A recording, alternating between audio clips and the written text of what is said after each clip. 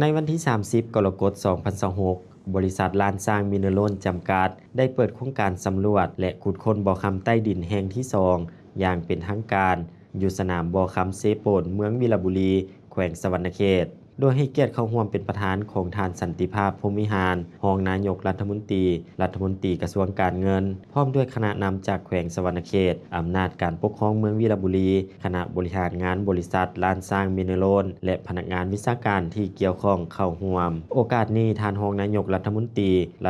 กระทรวงการเงิน ได้พบปะอบรมคณะผู้บริหารบริษัทลานสร้างมิเนโลน โดยได้รับฟังการรายงานความคืบหน้าของการดำเนินงาน ความสำเร็จจากโครงการขุดค้นบ่อคำใต้ดินแห่งที่ 1 ที่ผ่านมาถือเป็นบัตรเก้าประวัติศาสตร์สำคัญของเซโปนในการหันเปลี่ยนจากเฮ็ดเมืองแบบเปิดหน้าดินมาสู่การเฮ็ดเวียกเมืองใต้ดินที่ทันสมัยซึ่งได้วางรากฐานอันหนักแน่นและสร้างประสบการณ์อันมีค่า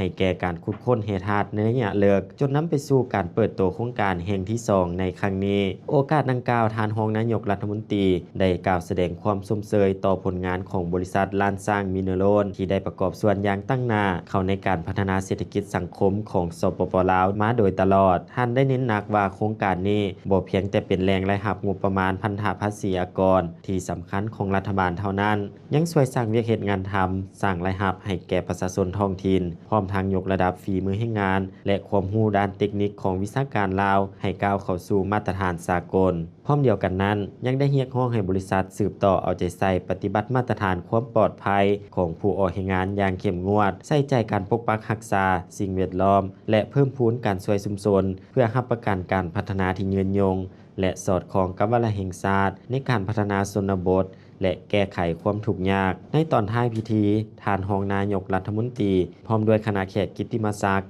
ได้ร่วมกันตัดแถบผ้าและลั่นข้อง9 บาทเพื่อเป็นสิริมงคลในการเปิดโครงการอย่างเป็นทางการเปิดโครงการขุดค้นบ่อคำใต้ดินแห่งที่ 2 นี้บ่เพียงแต่แสดงถึงความเชื่อมั่นของนักลงทุนต่อสปป.ลาวเท่านั้นแต่ยังเป็นแรงฉุกยูสำคัญในการขยายโตเศรษฐกิจแห่งชาติอย่างยืนยง